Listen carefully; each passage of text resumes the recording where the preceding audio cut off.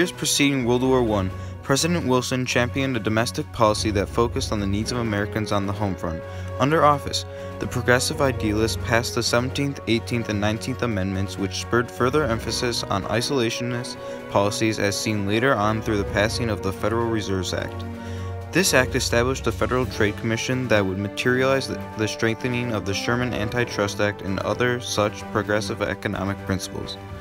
The rise of these isolationist economic ideals will formulate a platform for laissez-faire-minded presidents during the 1920s to prompt market competition that will stimulate the rise of the country on a social and much more prominent economic status that will embody the condition of the country throughout the decade. This will prompt the development of new beliefs and teachings reflecting the growth of American culture. Hello class, as you can see, today's lesson will be about the evolution of the human being. Now, unlike what we originally thought about from common beliefs such as those from the Bible, it can be proven through science that the human originated from a monkey rather than the biblical thoughts from previous generations.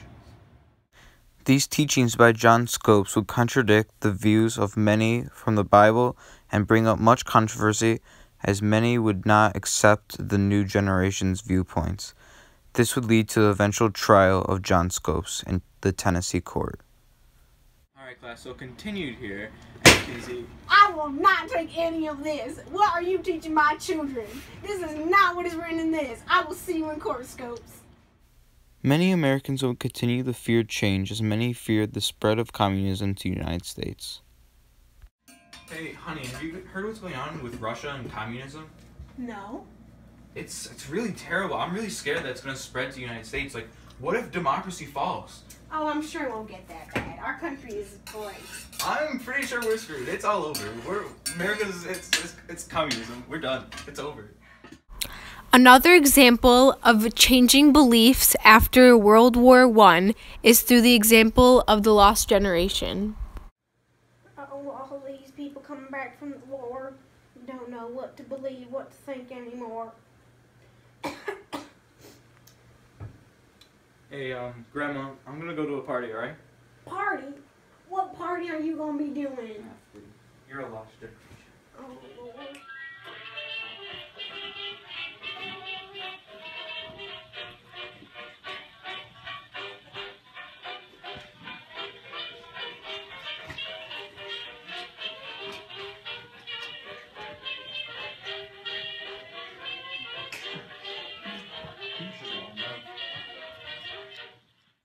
Although this was a time of prosperity and mass consumerism for the middle class, the only reason for this was due to installment buying and the use of credit and buying on margin.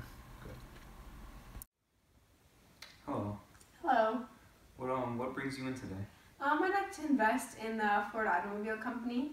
How much do you make a day? Around $5.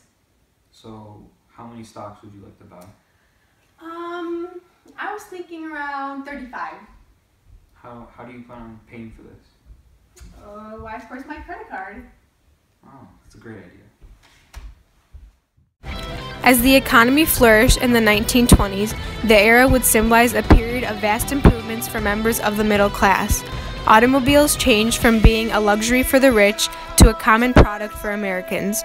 Along with cars, new items such as washing machines, vacuums, and refrigerators would serve as symbols of the middle class. This allowed women to leave the home and enjoy life. However, all of these improvements were costly, and though many were making much more than before, it was simply unrealistic to be able to pay for everything then. This led to people buying on credit and going into serious debt. The situation was made worse with Americans attempting to speculate the stock market to make money.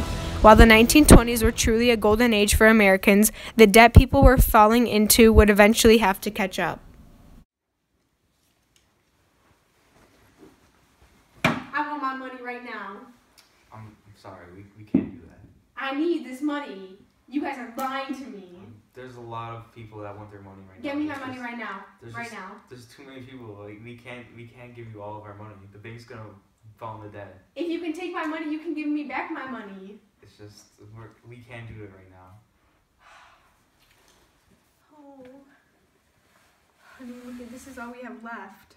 I know, times have been hard. I can't get a job. People aren't hiring.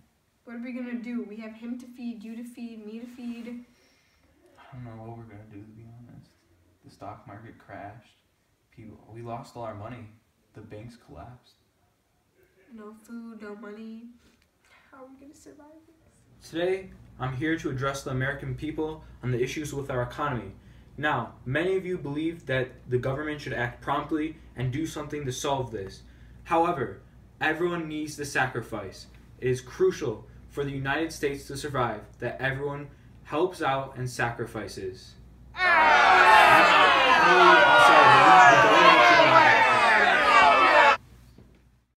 It was clear that Americans wanted change. This was shown in the election of 1932 when Democratic candidate Franklin Delano Roosevelt was elected running on a principle of government involvement in the economy.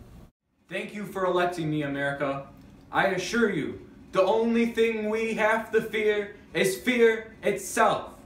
Now, my first act as president will be mobilizing our economy with a series of New Deal programs that are sure to turn our nation out of this depression. We will turn America into a welfare state, and we will emerge as a rising power. Thank you. Hello, my name is Dr. Scott Sterling from Yale University. Today, I'd like to talk about some New Deal programs. First, I'd like to address the Works Progress Administration. This New Deal program helped to employ men and women to build hospitals, schools, parks, and airports. It employed artists, writers, and musicians as well. This was around 1935. Next, I'd like to address the Civil Works Administration. This was the first New Deal agency created by FDR to reduce unemployment during the cold winter months of 1933. It spent $1 billion on short-term projects for unemployed manual laborers, but was abolished in the spring of '34. Next, I'd like to address the Civilian Conservation Corps. This New Deal program set up to help the unemployed and to help the environment. It built bridges, planted trees, and helped about 3 million people in 1939. Next, I'd like to talk about the Public Works Administration.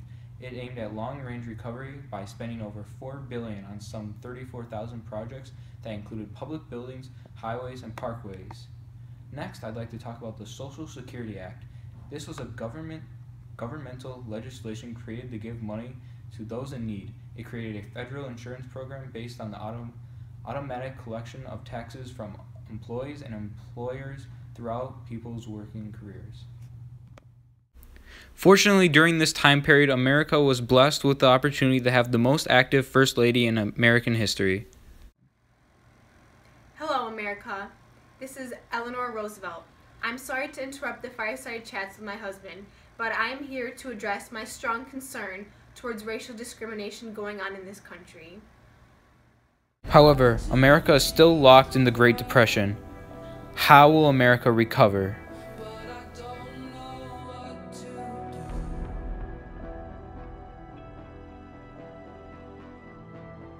So